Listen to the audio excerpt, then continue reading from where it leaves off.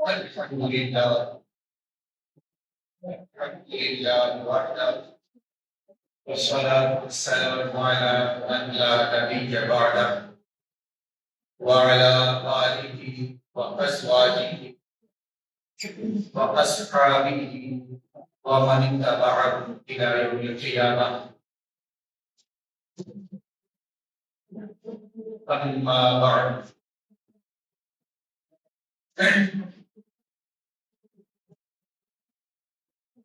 إن الله وملائكته يصلون على النبي يا أيها الذين آمنوا صلوا عليه وسلموا تسليما. اللهم صل على سيدنا ومولانا محمد وعلى آل سيدنا ومولانا محمد وبارك وسلم وصل عليه. اللهم رب اشرح لي صدري ويسر لي أمري واحلل عقدة من لساني يفقهوا قولي واجعل لي وزيرا من أهلي. اللهم رب زدني علما نافعا سبحانك لا علم لنا إلا ما علمتنا. قرآن کریم فرقان حمید میں مالک لم یزل ارشاد فرماتا ہے یرفع اللہ الذین آمنوا منکم والذین اوتوا العلم درجات. یرفع کے انتظارے ہیں کہ دو زبانوں کو اپنے دامن میں رکھتا ہے، اور اس کا ترجمہ یوں کیا جا سکتا ہے کہ اللہ تبارک و تعالی ایمان والوں اور علم والوں کے درجے بلند کرتا ہے، اور اللہ تعالیٰ ایمان والوں اور علم والوں کے درجے بلند فرمائے گا. کرتا ہے یہ خبر ہے کہ اللہ تبارک و تعالیٰ جتنا زمانہ گزر گیا اس پورے زمانے کے حالات ایک سینٹینس میں بیان کر پاتا ہے کہ جسے میں نے بیان کی، جسے میں نے علم کیا ہے، میں نے اسے درجات کو بلندی دیا تھا. اور اگر زمانہ مستقبل کی طرف دیکھا جائے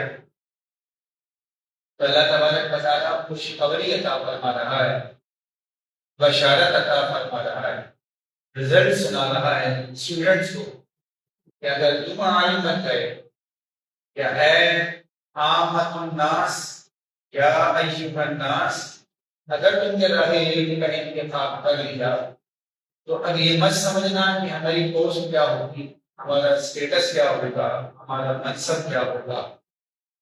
اللہ تبارک و تعالیٰ نے یہ وعدہ بطور بشارت دے کر فرمایا کہ اللہ تعالیٰ تمہارے درجے بلند فرمائے گا. یہ تمہیدی آیت تلاوت کرنے کے بعد اس تمہیدی اصول کو آپ کے سامنے پیش کرنے کے بعد میں شکریہ ادا کرنا چاہتا ہوں استاد الاساتذہ، سند المدرسین، صوفی باصفا، عالم باعمل، پیکر علم حکمت حضرت علامہ شبیر القادری اطال اللہ علمہ و فضلہ وفی گزار، کہ آپ نے اپنے سامنے سبق سنانے اور بات کرنے کا موقع اور اجازت عطا فرمائے. ثانیاً مسجد کی انتظامیہ، ادارے کی انتظامیہ اور امام صاحب بے پناہ محبتوں کا شکر گزار ہوں کہ انہوں نے مجھے یہاں پر کھڑا ہو کر کچھ بات کرنے کی اجازت، سعادت اور موقع تھا. اسٹیج پر شخصیات تشریف فرما ہے، میں ان کی موجودگی میں پہلے اپنے نفس علم کا اعتراف کر دیتا ہوں کہ کہیں غلطی ہو جائے تو معاف کیجیے، کیونکہ درگزر کرتی اصلاح مناسب سمجھے تو اصلاح بھی کر دیجیے گا. ہم یہاں آج جس تقریر کا حاصل کریں گے علم کی تقریر میں اسی مناسبت سے بھی قرآن کریم کی آیت مبارکہ کا انتخاب کہ اللہ تبارک و تعالیٰ نے یہاں پر قرآن کی عیسائیت میں دو طرح کے لوگوں کا درجہ بلند فرمانے کا ذکر ہو. ایک صاحبان ایمان، ایک صاحبان علم. اب اگر توجہ کی جائے تو ایک سوال پیدا ہوتا ہے، یا اللہ اگر خطاب اہل ایمان سے ہے تو فقط اتنا کہہ دیا جاتا ہے کہ یرفع اللہ الذین اوتوا العلم درجات، اللہ تعالیٰ بلند فرمائے گا اہل علم کے درجات کو، اور اہل علم ایمان والے بھی ہوں گے، ایمان والے ہوں گے تو اللہ کے درجے بلند کر دے گا۔ یا اللہ سے خصوصیت کے ساتھ پہلے ایمان والوں کے درجے کا تذکرہ فرمایا، اپنے علم والوں کا تذکرہ کیوں؟ توجہ ہے سے بات، میں نے بات یہ کی تھی کہ سوال یہ قائم کیا تھا کہ اللہ تبارک و تعالیٰ نے پہلے ایمان والوں کا تذکرہ فرمایا پھر علم والوں کا۔ ہونا تو یہ چاہیے تھا کہ یا اللہ عز و جل معتبر علم والا ایمان والا ہی ہوتا ہے، ایمان والے کا تذکرہ نہ بھی ہوتا، آج اہل علم کے ہی درجے بلند ہو جاتے تو یہ زیادہ بہتر تھا۔ اس جواب دیتا ہے، علماء کا علم جواب دیتا ہے کہ تمہارا سوال اپنے مقام پر درست ہے، تم جتنا سمجھے ہو وہ صحیح ہے، لیکن قرآن اپنی ترتیب سے بھی بہت کچھ سمجھاتا ہے۔ جو چیز پہلے آتی ہے اس کا ذکر پہلے کیا جاتا ہے، جو بعد میں آتی ہے اس کا ذکر بعد میں کیا جاتا ہے۔ تو اللہ تبارک و تعالیٰ نے اس اصول کا تذکرہ، اس اصول کا ذکر مزید آیات میں فرمایا۔ لیکن لا تعبدوا، میں اسے پڑھتے ہیں لا تعبدوا سنۃ ولا نوم، نہ اسے اونگ آتی ہے نہ نیند، پہلے اونگ کا تذکرہ ہے بعد میں نیند کا، کبھی نیند والے کو اونگ آتی تو سو رہا ہوں، سوتے ہوئے جمائی ہے نا، اونگ پہلے آتی ہے نیند بولے بعد میں آتی ہے۔ تو یہ اسلوب بتا رہا ہے کہ جو چیز پہلے آتی ہے اس کا ذکر پہلے کیا جاتا ہے، جو بعد میں آتی ہے اس کا ذکر بعد میں کیا جاتا ہے۔ جواب آیا بندے، یرفع اللہ الذین آمنوا منکم والذین اوتوا العلم درجات، پہلے ایمان والے کا تذکرہ ہے بعد میں علم والے کا تذکرہ ہے، اس لیے کہ 1500 سال کے بعد کبھی ایسا نہ ہو کہ سوشل میڈیا میں کھڑا ہو کر اپنے علم کا ٹوٹی تمہارے سامنے بولنے لگے اور اپنے علم کا ٹوٹی تمہارے سامنے ظاہر کرنے لگے اور تم اس سے متاثر ہو جاؤ۔ سمجھو پہلے ایمان آتا ہے بعد میں علم آتا ہے۔ اگر کسی کے علم سے متاثر ہونے کا موقع آئے تو علم بعد میں دیکھنا، ایمان پہلے دیکھنا۔ اگر ایمان ہو تو علم کارگر ہے، اگر ایمان سلامت نہیں ہے تو علم بیکار ہے۔ اور دوسری بات، اہل ایمان کو بتائیے، ایمان پہلے آتا ہے، اور پہلے تو تمہیں تو ماں کی آغوش سے مل گیا تھا، ورثے میں مل گیا تھا، تو وہ جب ایمان تمہیں ملا اس ایمان کے درجے اللہ تبارک و تعالیٰ نے بلند فرما دیے ہیں، لیکن ایمان ملنے کے بعد اب زندگی کا سفر ختم نہیں ہوا۔ ایمان ملنے کے بعد درجات کی بلندی کا سفر ختم نہیں ہوا، بلکہ اے اہل ایمان اپنے ایمان کی حفاظت کرتے ہوئے اگلی درجے کی بلندی کی طرف قدم رکھ، اور وہ کیا ہے؟ اوتوا العلم، علم والا ہو جا۔ ایمان والے درجے اللہ نے تیرے بلند کر دیے ہیں، علم والا ہو جائے گا تو وہ والے درجے بھی بلند ہو جائیں گے۔ ہمارے اوپر فرماتے ہیں کہ رکوع زمین کا فرض عبادت کے بعد، فرض عبادت کی ادائیگی کے بعد رکوع زمین کا سب سے افضل ترین اہم ترین کام علم حاصل کرنا، یہی وجہ ہے آقا کریم علیہ الصلوۃ والسلام کن فیکون والے رب کے نبی ہیں، محمود ہیں، اور اللہ تبارک و تعالیٰ نے آپ کو اپنی قدرت کا مظہر بنایا، کائنات کے خزانوں کے مالک تھے، جسے جو چاہتے اللہ کرتے ہیں، سب کی بولیاں سمجھتے ہیں، جانتے ہیں۔ اور ارشاد فرمایا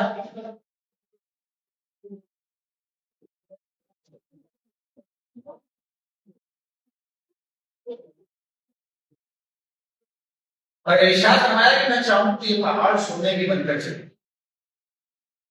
قدرت اتنی اللہ نے عطا کر دی، مختار ایسا بنا، مالک ایسا بنا، اشارہ کریں کہ یہ پہاڑ بھی سننے کے لیے، لیکن تمنا نہیں، طلب نہیں ہے، کسٹ نہیں ہے، تڑپ نہیں ہے، دعا نہیں ہے، چاہت نہیں ہے کہ یا اللہ میرا مال بڑھا دے، یا اللہ رزق عطا کر دے، یا اللہ رزق کے خزانے کھول دے، یا اللہ مجھے نوکری عطا کر دے، میرے کاروبار میں برکت دے دے۔ ایسے دعائیں آپ آقا کریم علیہ السلام کی سیرت میں نہیں دیکھ پائے۔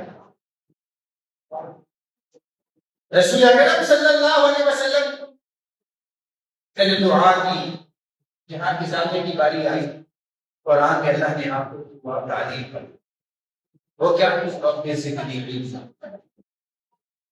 اے اللہ میرے علم میں اضافہ کر۔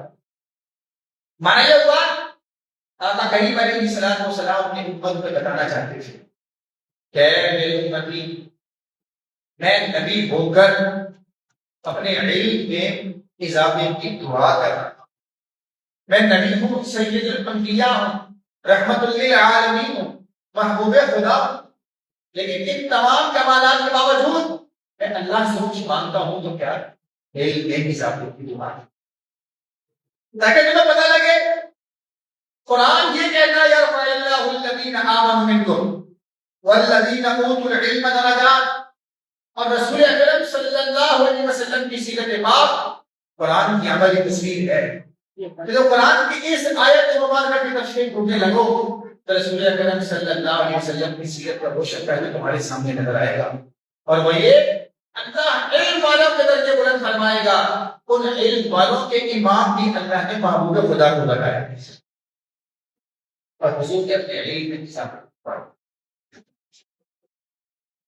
یہی نہیں وجہ ہے کہ اللہ نے یرفع اللہ الذین آمنوا منکم والذین اوتوا العلم درجات، یہ رسول اکرم صلی اللہ علیہ وسلم نے علم میں اضافے کی دعا مانگی، لیکن 1500 سال میں جتنے انبیاء کرام علیہ السلام اس سے پہلے آئے، 1500 سال سے پہلے آئے، وہ تمام انبیاء کرام علیہ السلام علم کی دعوت دیتے رہے، علم کے لیے کوششیں کرتے رہے اور لوگوں کو علم کے راستے پر لگاتے ہیں، لیکن حضرت موسیٰ علیہ السلام صاحب کتاب ہے، صاحب شریعت ہے، اولو العزم ہے، اس کے باوجود کہ حضرت خضر علیہ السلام کے پاس جاتے ہیں، اللہ کا حکم، اور وہاں جا کر کیا کہتے ہیں هل اتبعوك على ان تعلمني مما علمت رشدا، آسان الفاظ میں یہ کہا کہ اگر آپ مجھے اپنے علم میں سے کچھ عطا کریں، یعنی آپ مجھے سکھا دیں تو میں آپ کے ساتھ رہ سکتا ہوں۔ اب اولو العزم ہے، صاحب کتاب ہے، صاحب شریعت ہے، وہ جانتے تھے کہ ایمان والوں کا درجہ بلند ہوتا ہی ہوتا ہے، لیکن اللہ تبارک ایمان والوں کے ساتھ ساتھ ان میں جو علم والے ہیں ان کے درجے ایمان والوں کو بلند کروانا۔ اسی لیے آپ یہ دیکھیں قرآن و حدیث میں سفید بڑی مزے کی بات، حضرت خضر علیہ السلام صاحب معجزہ تھے، اگر ولی کہنے تو صاحب کرامت ہے، اگر نبی کہنے صاحب معجزہ ہے، اور معجزات ایسے کہ غیر کی خبریں جان دیا کرتے تھے، پھر آگے والا پورا واقعہ تصوف کے حامل تھے، لیکن اس کے باوجود بھی حضرت موسیٰ علیہ السلام ان کے پاس جب دروس سیکھنے کے لیے بھی آئے، معجزہ سیکھنے کے لیے آئے، معجزہ سیکھا کیا تھا؟ معجزے کی تعلیم نہیں ہوتی، جادو کی تعلیم ہوتی ہے، معجزے کی تعلیم نہیں ہوتی۔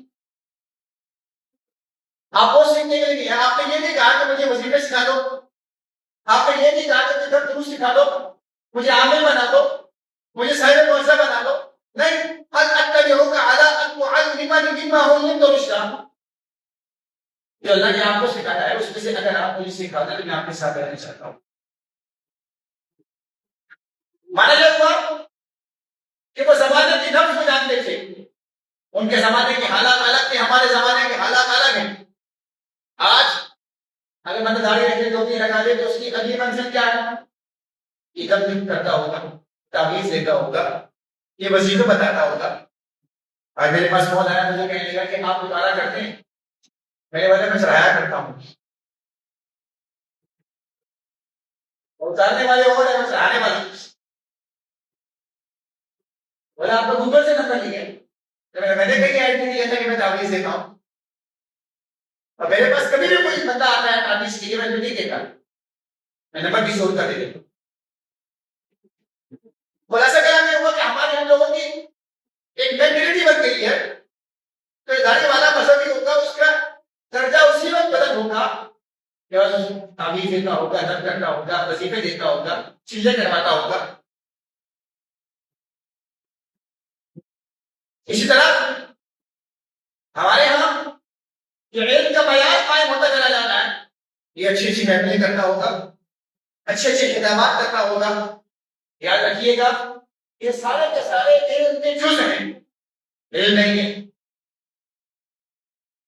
ابھی کچھ باتیں ایسی ہیں جو ارباب علم میں کی جانی چاہیے، مرتبہ علماء میں کی جانی چاہیے، مجالس علماء میں کی جانی چاہیے. میں کیا کرنا نہیں چاہتا کہ ظاہر بات ہے ماحول ایسا ہے کہ اس ماحول میں اگر میں کروں تو بات اچھی ہو جائے گی.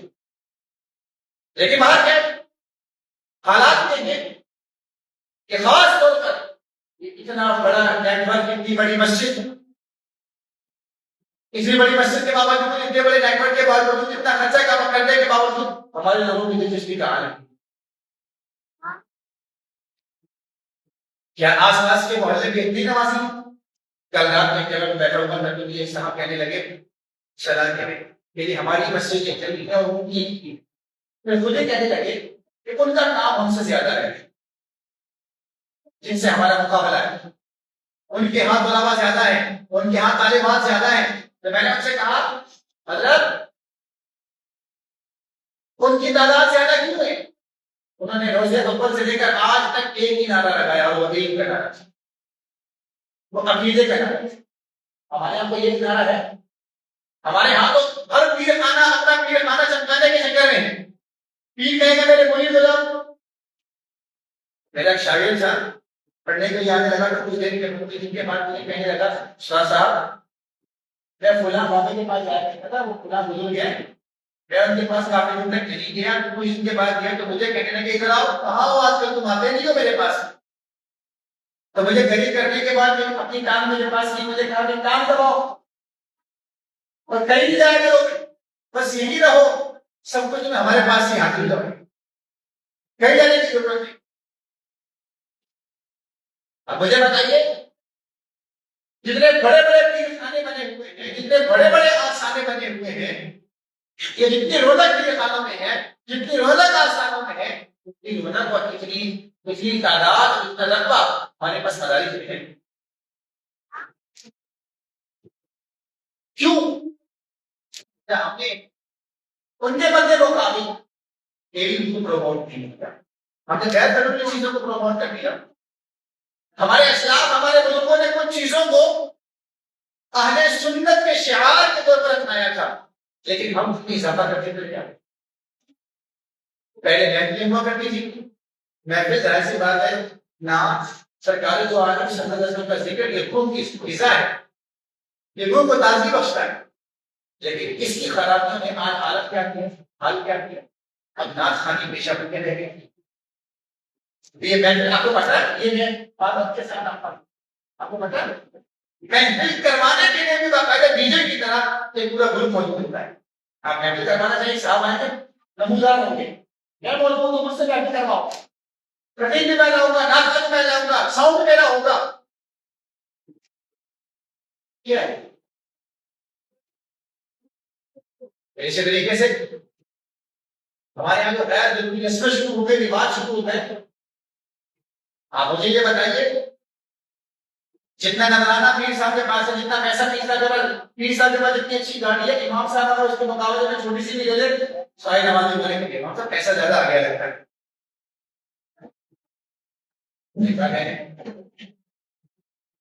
ایک بندے کی پوسٹ دیکھی، پڑھ گیا وہ درس نامی کر کے، ہماری تربیت کی کمزوری کا عالم کیا ہے؟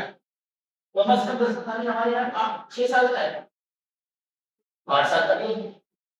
اور ایک بندہ درستانی کر کے آئے گا، عالم کورس کر کے آئے گا، جس پہ تذکرہ کے لفظ والے گرامی فرما رہے ہیں 6 سال، اب 6 سال اسے 8 سال اسے استاد نے پڑھایا ہے، ایک ادارے نے پڑھایا ہے، اور پڑھ کے فارغ ہو گئے، 6-8 سال میں 3 سال میں پلٹ کے پوچھا بھی نہیں کس طرح سے پڑھتا ہے، کون سے استاد کے پاس جاتا ہے، کیا پڑھ رہا ہے۔ پڑھنے کے بعد اس نے سوشل میڈیا پہ پوسٹ ڈالی، یہ سب میرے پیر کی نگاہیں کرا ہے۔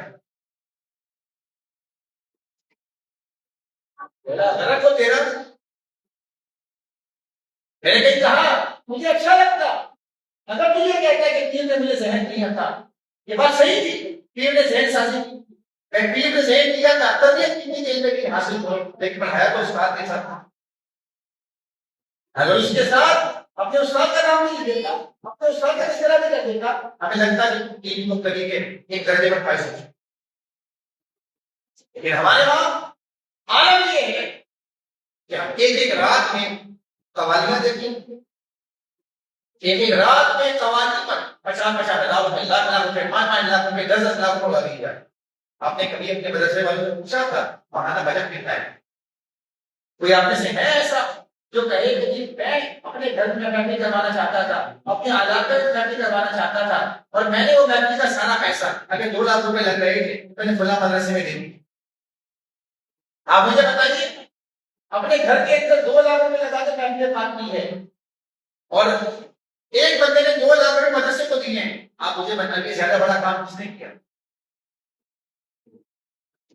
ابھی تو مجھے پتہ لگا دے گا محفل کروانے والا بھی فائدہ اس کو بھی ہوگا، لیکن اس کو بھی لے گی، کام اس نے بھی کیا ہے، لیکن مقصد بھی کام کیا تھا؟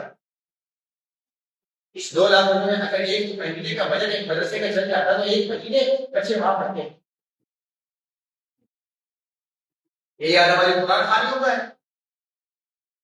یہی حال ہمارے یہاں قبرستان جانے کا ہے، انتقال ہو جاتا ہے تو پھر اب وہ جو بحث ہے نہیں یاد کرنے لگ جاؤں، علامہ شامی علیہ رحمت لکھا ہے شرح القدس المفید میں، آپ نے فرمایا کہ یہ جو قبروں پر لے جاتے ہیں اور لے جا کر پڑھاتے ہیں کہ اتنے کے لیے قرآن پڑھنا، اگر انہیں پتہ چل جائے کہ جو قرآن پڑھنے جا رہے ہیں پیسے کے لیے پڑھنے جا رہے ہیں، ایصال ثواب تو حصول ثواب کے بعد ہے، ثواب حاصل ہوگا تو ثواب پہنچائے گا نا، جب اس کو ثواب ہی حاصل نہیں ہو رہا ہے پیسے کے لیے پڑھ رہا ہے، ایصال ثواب کہاں سے ہوگا؟ اب 40 دن ہمارا عقیدہ اتنا کمزور ہو گیا، اگر یہ بات سمجھائی جائے کہ 40 دن تک کے لیے جو آپ قبر کے اوپر جا کے پڑھا رہے ہو پیسے جو کہ اس سے بہتر یہ ہے 40 دن کے پیسے کسی مدرسے میں دے دو، جتنے بچے پڑھیں گے سب کا اس پر مرحوم کو ملے گا۔ یہ قبول کرنے کے لیے کیا ہے؟ ذہن قبول نہیں کرے گا، نتیجہ یہ نکلتا ہے کہ ہمارے مدارس یہ بڑے کمزور، ہم اپنے سال بھر کی صرف محفلوں کا خرچہ نکالتے ہیں کہ ہمارے محفلوں کا خرچہ کتنا ہوتا ہے اور لنگر کتنا لگتا ہے، سال بھر کی صرف ایک مسجد کی محفل کا خرچہ نکالیں، اور اسے پھر اپنے سال کا ہونے والی 3-4-5 محفلوں سے لگائیں، آپ کی اس تمام محفلوں سے ایک مدرسہ چل سکتا ہے۔ ہمارے یہاں پیسے دینے کا معیار مدرسوں میں نہیں ہے، مشہور لوگوں کو ہے، مشہور تنظیمات کو ہے، مشہور اداروں کو ہے، اپنے علاقے میں کہنے جو کام کر رہا ہو اس سے پیسے بھی دے جہاں بابا ہو، جہاں نام و نمود ہو، جہاں دکھاوا ہو، ریاکاری ہو، نظر آئے کہ فلاں سینٹر نے پیسہ دیا ہے، وہاں پیسہ لگائے کسی فائدہ ہو رہا ہے یا نہیں ہو رہا ہے۔ تو یہ وجہ ہے کہ انہوں نے چونکہ علم پر کام کیا، آج ان کے درجے دنیاوی اعتبار سے ہم سے بلند ہیں، اور یہ ہم سے زیادہ نہیں طاقتور ہے، مدارس ان کے ہم سے زیادہ مضبوط ہے، ہم کہاں ہیں؟ ہمارے مدارس کہاں ہیں؟ آپ یہاں پورے بلندی کا سروے کر لیں، آپ مجھے دکھا دیں ہماری مسجد سے زیادہ منظم ہے یا ان کی مسجد سے زیادہ منظم ہے۔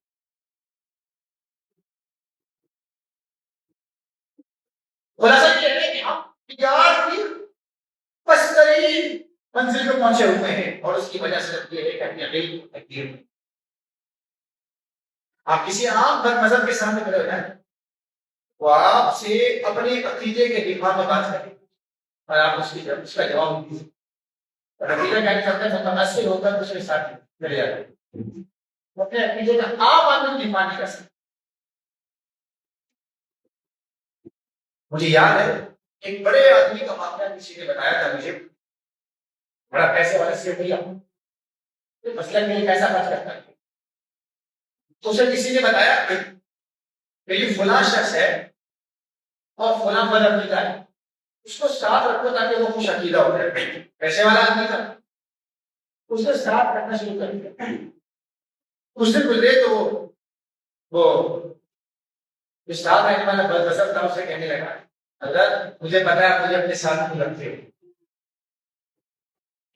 یقین رکھنا اگر آپ مجھے سنی بنانا چاہتے ہو تو میں سنی نہیں ہوتا, لیکن مجھے ڈر ہے کہ تم نہ میرے عقیدے میں آ جاؤ. اس کی نظریاتی پختگی کا عالم نہیں کہاں کھڑا ہوا. آپ یہ دعویٰ کر سکتے ہیں, آپ پوچھ سکتے ہیں کسی مذہب قلعے میں اور وہاں جا کر اپنا ایمان بچا کر آ سکتے ہیں. تو وہ رفع دل والی جو حدیث سننے تو رفع دل کرنا شروع کر دے. خلاصہ یہ ہے کہ ایمان کے ساتھ ساتھ درجے بلند ہونے کے اندر وہ علم کے ساتھ ہم نے ایمان والے درجے کو حاصل کرنے کے لیے علم والے چھوڑ. نتیجہ یہ نکلا کہ ایمان والے درجے ہمارے پاس یہی بن جائے کہ آج ہم سنن سنی ہیں. ایمان والے درجے ہیں ہمارے پاس اور واقعہ ہے کوئی غلط نہیں ہے, سنی جنت ہی ہے. لیکن اگلا جو کام کرنا تھا کہ وہ درجے بلند بھی کرنے تھے, علم والے بھی حاصل کرنے تھے, وہ ہم بھول گئے. تو اس کی طرح ہماری توجہ ہے. ایک بات بتاؤ بڑی مسئلہ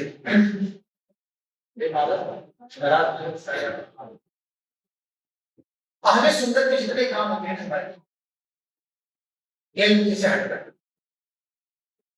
اب ان تمام کی صحیح حدیثوں سے کوئی ایک فضیلت نکالنے ہوتا ہے صحیح حدیثوں سے. اور میں آپ کو ہر کتاب حدیث میں علم کی فضیلت کے کوئی بڑے باب نکالوں. اب مجھے بتائیے صحیح فضیلت جس بات اس چیز کی موجود تھی, آپ مجھے بتائیے آپ شیعوں سے بحث کرتے ہیں, آپ ان داروں سے بحث کرتے ہیں حضرت عمر فاروق, حضرت ابوبکر صدیق, حضرت عثمان غنی کی شان میں جب آپ دفاع کرتے ہیں تو کیا کہیں گے کہ تمہاری ہم منطق کو لے کر آئے یا کتب احادیث میں موجود ان کی فضیلت کے ابواب کو لے کر آئے. ظاہر سی بات ہے تمہاری منطق کے مقابلے میں صراحت کے ساتھ تو ان کی فضیلتیں ہر حدیث کی کتاب کے اندر موجود ہیں, ہم ان کا اس کو انتخاب کریں گے, ہم تمہاری منطق کا انتخاب نہیں. تو وہاں دفاع کریں گے تو جواب یہ دیں گے, اپنی خرابی کی بات آئی تو وہاں پر جواب نہیں دیجیے کہ جو کام ہم کر رہے ہیں. میں بات کہاں کرتا ہوں کہ ہمیں میلاد مناتے ہوئے 100 سال سے زیادہ ہو گئے. ہر سال میلاد پہ ایک علاقے کا خرچہ کبھی نکال کرتے اور میری پورا نہیں جگہ نہیں. میں 16 سال سے پڑھا رہا ہوں 10 ہزار. 16 سالوں میں ہر سال یہ بات کرتا ہوں کہ کاش ایک علاقے والے ایک سال میلاد میں ہونے والے خرچے کی جگہ پر میلاد یونیورسٹی قائم کر لیں, میلاد کالج قائم کر لیں, میلاد اسکول قائم کر لیں. یہ میلاد سال میں ایک بار ہوگا. اگر یونیورسٹی یا جامعہ یا اسکول قائم ہو گیا تو پورا سال میلاد ہوتا ہے. یہ بات سمجھ نہیں آئی. میلاد سنی کا شیوا ہے, یہ پورا سال بنا کر ہم ان کا یہ اعتراض دور کر سکتے تھے کہ ہم سال میں ایک بار میلاد نہیں مناتے, پورا سال میلاد مناتے. میلاد لائبریری قائم ہو سکتی تھی, میلاد ریسرچ سینٹر کا قائم ہو سکتا تھا, میلاد ہاسپٹل بن سکتا تھا, لیکن یہ سارے کام دوسروں نے کیے, ہم خالی رہتے تھے. ہم صرف میلاد مناتے تھے, ہم سے نافرمانی کرتے رہے. اور آج جو آپ سوشل میڈیا دیکھتے ہیں, آپ کبھی جو ٹیبل ٹاک ہوتی ہے رمضان میں یا محرم میں, جو لوگ دوسروں کے مقابلے میں ہمارے لوگ سامنے بیٹھتے ہیں, آپ ان کا اسکرین ٹاور دیکھیں, ہمارے لوگوں کو بولنے کا معیار کیا ہے اور ان کے بولنے کا معیار؟ آپ کو لگ پتہ جائے گا آپ کہاں کھڑے ہیں۔ ہمارے اچھے بولنے والوں کی تعداد ہی نہیں۔ وجہ کیا ہے؟ اپنے علم کے حوالے سے اپنی توجہ کو رکھنا۔ والدان کی مدد سے ہمارے یہاں نہیں ہوتی، تعلیم والدان کا اہتمام ہم ہی کرتے ہیں۔ اگر کوئی امام صاحب توجہ کے ساتھ شوق کے ساتھ لگانا شروع بھی کر دیں تو ہماری کوئی پرورٹی نہیں ہوتی، ہم بیٹھتے نہیں، ہمارے پاس ٹائم نہیں ہوتا۔ ہمارے پاس باقی سب جگہ ٹائم ہے، گھومنے کا ٹائم ہے، پکنک کا ٹائم ہے، ناخوانے کا ٹائم ہے، میلادوں کا ٹائم ہے، لیکن پڑھنے کا ٹائم ہے۔ ہمارا دماغ خوب چلتا ہے، ہمارا پیسے کمانے میں دماغ چلے گا، کاروبار میں بھی دماغ چلے گا، ہر جگہ چلتا ہے۔ ہم ڈیڑھ شاعر ہیں، ہم سے بڑا ذہین پوری زمین پر کوئی نہیں ہے۔ جہاں بھی حاصل کرنے کی بات آ جائے ہمیں کہتے ہیں ہمارا دماغ کام نہیں کرتا۔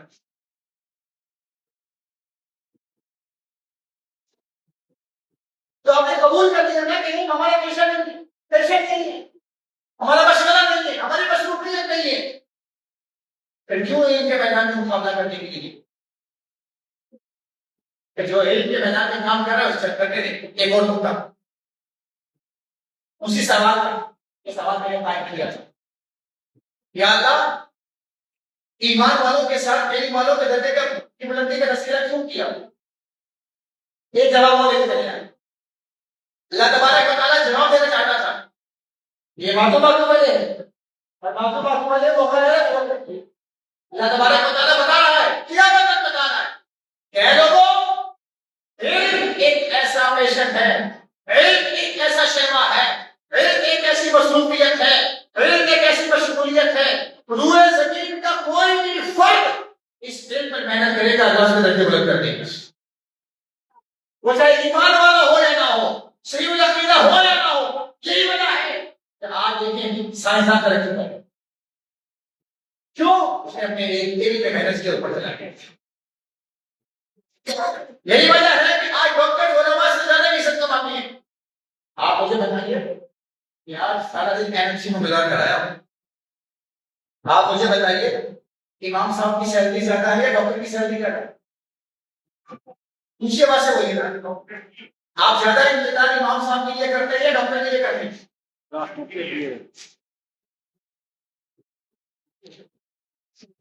کیوں؟ میں یہاں حضرت علماء کرام کی توجہ کروانا چاہتا ہوں، اس لیے کہ اس ڈاکٹر نے اپنی فیلڈ میں، اپنے پیشن میں، اپنے شعبے میں محنت کر کے اپنے آپ کو نمایاں مقام دیا ہے۔ اللہ تعالیٰ نے اس کو رجب کر دیا۔ یہ وعدہ ہے قرآن کا، جو علم کے لیے کام کرنے کا کوئی رہے گا، وہ چاہے علم دین کا ہو یا دنیا کا ہو۔ یہی وجہ ہے کہ آج ہے خاص طور پر تقریباً 3 سے 4 سال ہو گئے میں بڑی شدت کے ساتھ مسائل والوں کی توجہ کر رہا ہوں۔ خدا کے واسطے اب مسجدوں میں رسمی مدارس کی بجائے اسکول قائم کیے، رسمی مدارس کی بجائے آپ اپنے مسجدوں کے اندر جو بڑی بڑی مسجدیں ہیں لیکن کمپیوٹر لیب قائم کیے، ان ہاسپٹل قائم کیے۔ یہی وجہ ہے کہ یہاں الہلال مسجد کو پتہ لگا، یہاں اسکول بھی قائم ہے، یہاں پر ہسپتال بھی قائم ہے، یہ قلبی جو بہت مشہور ہے۔ لیکن یاد رکھیے گا، یہ اسکول، یہ ہاسپٹل، یہ جز ہے، یہ علم کا ایک جز ہے، یہ کل نہیں۔ ابھی آگے بہت جانا ہے، بہت آگے جانا ہے۔ آپ کی اطلاع کے لحاظ سے ابھی نئی نئی بڑی جگہوں پر ہمارے بندے مقابل جو مکتبہ فکر والے لوگ ہیں وہ ابھی سے جگہ لے کر بیٹھ گئے اور آنے والے دور میں عالی شان یونیورسٹیز قائم کرنے جا رہے ہیں۔ یہ ہمیشہ پالیسی لوگ ہی تھے، یہ سامنے مدارس کا دفاع کریں گے، کسے کردہ یونیورسٹی بنا کے بیٹھ جائیں گے اور آپ کو پتہ بھی نہیں رہے گا، اسکول بنا کے بیٹھ جائیں گے، پتہ بھی نہیں رہے گا، آپ کو گھما کے رکھیں گے اور کسے کردہ یہ سارے نصاب کو سرسنامی کے نصاب کو یونیورسٹی کے نصاب میں، اسکول کے نصاب میں ضم کریں گے اور اللہ کام ہوگا اور ہم خالی منہ دیکھتے رہ جائیں گے۔ ضرورت اس عمل کی ہے کہ ہم اپنے مدارس کے نصاب کو اپڈیٹ کریں، اور یہ کام تنظیم المدارس ہے، یہ بڑے مدارس نہ کریں، وہ اپنا جو کام کر رہے ہیں وہ کرتے رہیں۔ یہ مسجدیں چھوٹے مدارس جو کام کر رہے ہیں یہ اپڈیٹ کر سکتے ہیں۔ ان کے پاس گراؤنڈ خالی ہے. پچھلے دنوں میرے پاس ایک علامہ صاحب کا فون آیا, مجھے کہیں کہ مجھے درس نظامی شروع کرنا ہے, آپ سے مشورہ کریے. میں نے ان سے گزارش کی مہربانی کر کے نہ شروع کریں, اور اس کے سائڈ افیکٹ میں بتائیں. ترتیب دے رہے ہیں کہ اچھی بات ہے ہر جگہ شروع ہو, لیکن کسی چیز کی کثرت میں اس کی قدر کھو دیتی ہے. جب بھی کسی شہر کی کثرت آپ کے پاس ہو جاتی ہے تو اس کی قدر ختم ہوتی ہے. میں نے ان سے گزارش کی مہربانی کر کے چھوٹے بچوں پر کام کرنے والے لوگ نہیں ہیں. آزادیہ متوسطہ کا نصاب, یہ جو آزادیہ متوسطہ کا ہے, اسے ایلیمنٹری میں منتقل کرنے کے بعد اسے 4 سال کا ڈائریکٹ کر کے 6 کلاس سے لے کر میٹرک تک کے بچوں کو لے کر انہیں پڑھایا جائے. یہ 4 سال میں سے جو پڑھائیں, 4 سال کے اندر بچوں کا عقیدہ پختہ ہو جائے, یہ 4 سال کے اندر بچوں کا ترجمہ مضبوط ہو جائے, 4 سال کے اندر بچوں کی عبادات کے مسائل کو پختہ ہو جائے, جب یہ میٹرک کے بعد اساتذہ کرنے کے لیے آئیں گے تو بہترین طالب علم. یہ اگلی بات بس آخر بات کرنے جا رہے ہیں. ہمارے تعلیمیہ اللہ فارغ صاحب کے ساتھ یا جب سارے گرامی سے صاحب کے ساتھ کام کرنے بڑا ہوتا ہے, ایک بڑا چیلنج ہمارے سامنے یہ ہوتا ہے بچہ باپ نہیں کیسے بنے. اب ہم اسے قرآن پڑھائیں, ترجمہ قرآن پڑھائیں, حفظ کروائیں. اب بچہ 8 گھنٹے 4 گھنٹے 5 گھنٹے 6 گھنٹے قرآن و حدیث پڑھ رہا ہے, بلا واسطہ حدیث پڑھ رہا ہے, قرآن پڑھ رہا ہے, لیکن نمازی نہیں بنتا, لیکن پابند نہیں بنتا, جھوٹ نہیں چھوڑ رہا. جو میرے پاس فون آیا ایک صاحب کہنے لگے مفتی صاحب مجھے آپ کا نمبر فلاں شخص نے دیا ہے, مجھے اپنے بچے کو داخل کروانا ہے. میرے بچہ 7 کلاس میں ہے, اس کی ایج ہے, لیکن اس کی حرکت 17 سال کا ہے. مجھے اسے بس نہیں پتا, مجھے بتائیے مجھے کیا کرنا چاہیے. یہ بہت بڑا چیلنج ہے ایسے دور میں بچوں کو بابا. اب ہمارے سامنے جو ایک آئیڈیل تحریر ہے ہمارے سامنے, جس میں عمل کے حوالے سے قدر بہتری ہمیں نظر آتی ہے کہ ان کے وابستگان عام لوگوں کے مقابلے میں قدر بابا. آپ نے کبھی غور کیا وجہ کیا ہوتی ہے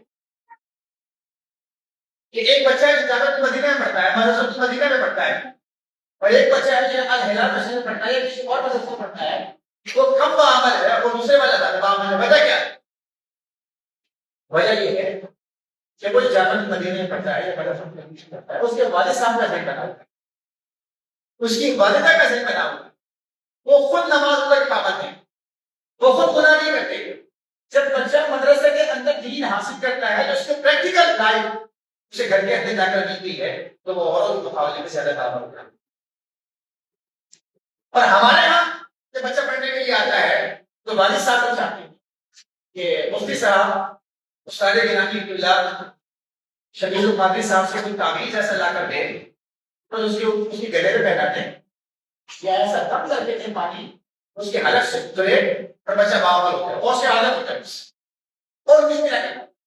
میں بھلے گھر میں دیکھوں میرا بچہ غریب میں نماز ہونا چاہیے, میں گھر میں ڈرامے دیکھوں میرا بچہ دادا کا نشہ نہیں ہونا چاہیے, میں گھر میں حرام کاریاں کروں حرام کھلاؤں اسے کہ میرا بچہ جو ہے نا بس وہ وقت کا بہت بڑا ولی ہونا چاہیے. کیسے ہو سکتا ہے؟ تو اس چیلنج سے اگر نمٹنا ہے کہ بچہ دینی تعلیم پر عمل کرے, اس کی سب سے بڑی ذمہ داری استاد کی نہیں, استاد کے ساتھ والد کی نہیں. ہمارے پاس تو بچہ 6 گھنٹے رہے گا, 8 گھنٹے رہے گا, 8 گھنٹے بھی اگر نکال دیں گے تو اس کے بعد بھی 16 گھنٹے باقی بچے, 16 گھنٹے تو ماں باپ کے ہاتھ میں. جب تک ماں باپ اپنی اولاد کی تربیت کرنے کے لیے خود توبہ نہیں کریں گے, خود نیکی نہیں بنے گی, اس وقت تک بچہ کبھی ہاں کبھی کبھار ایسا ہوتا ہے کیچڑ میں بھی کوئی پھول اگاتا ہے, کبھی کبھار ایسا ہوتا ہے کچرے کے ڈھیر پر پھول اگ جاتا ہے, ہو جاتا ہے. کرامت عادت نہیں, عادت کرامت نہیں ہوتی, کرامت عادت نہیں ہوتی. جو عادت ہے وہ کرامت نہیں ہے, جو کرامت ہے وہ عادت نہیں. بدلی کی کرامت ہو سکتا ہے کسی کا بچہ تمام شریف ہو, آبا و اجازت سے کسی پر چلا جائے, لیکن عادت میں ایسا نہیں ہے. عادت کے لیے جب آپ نے تہیہ کر دیا میرا بچہ عالم بنے گا حافظ بنے گا تو اس کے ساتھ ساتھ آپ کو تہیہ کرنا ہوگا میں بھی گناہوں کو چھوڑوں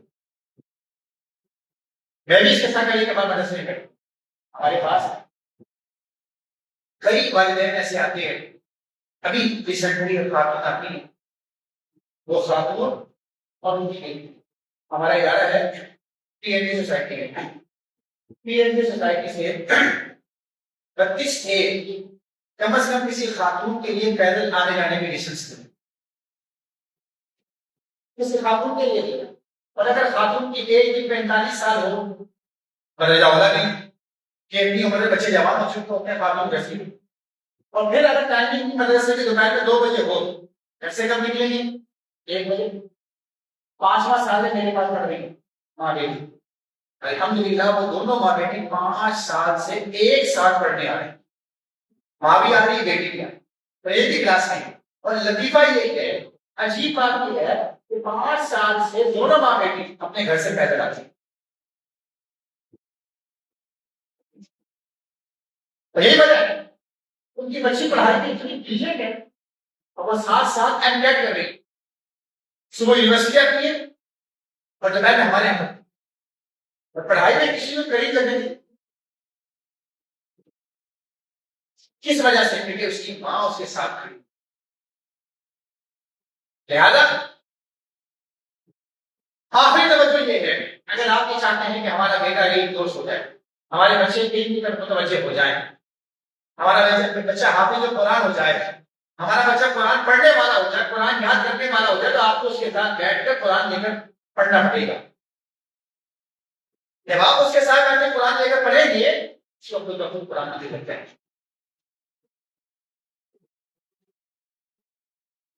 لہٰذا اس پہ ایک بات اور میں عام طور پر کہا کرتا ہوں والدین سے خدا کے واسطے یہ میں سمجھا کریں کہ یہ بچے اس ماحول سے نکل کر کسی عالم بالا کے ماحول میں جا کے پرورش پائے یہ اسی ماحول میں پرورش پائے کبھی کبھار یہ گالیاں نہیں تھی کبھی کبھار کی زبان سے کوئی نازیبہ کلمہ دے رہا ہوتا تو الٹا سیدھا کام نہیں کریں گے ماحول ایسا ہے اگر ایسا کبھی ہو جائے تو کبھی کوئی کام نہ دیا کرے پتی کیسا بولنے بن رہا ہے کیسا حافظ بن رہا ہے کیسا تعلیم بن رہا ہے جیسا ماحول ہے ویسے حرکتیں کرے گا اب مدرسہ جاتا ہے وہاں بینک میں جاتا ہے وہاں نماز بھی پڑھتا ہے لیکن اگر شادی میں جائے گا تو پینشن آپ میں آتی ہے وہاں جو گانے چل رہے ہوتے ہیں اس کو ناچتے دیے بچے آپ کیوں بچوں کے ساتھ کھڑا کرتے ہیں لہذا صبر سے کام لیا دعا کرتے جا کے بچوں کو رمضان ان کے ساتھ کام کریں اللہ نے چاہا تو یہ بچے عمل کے ہو جائیں گے ہاتھ سے ہو میری کوئی بات کوئی لگی ہوں اور کوئی بات نازیبہ لگی ہو تو معذرت چاہتا ہوں درد دل کے ساتھ اس سارے معاشرہ کی فیصلہ ہے اللہ کی بھی سب کی بخشش و مغفرت فرمائے اور قابل عمل پر عمل پیرا ہونے قابل اس بات کو زندگی بٹھانے کی توفیق عطا فرمائے آمین آمین یا رب العالمین سبحانک اللہم و بحمدک لا الہ الا انت استغفرک و اتوب الیک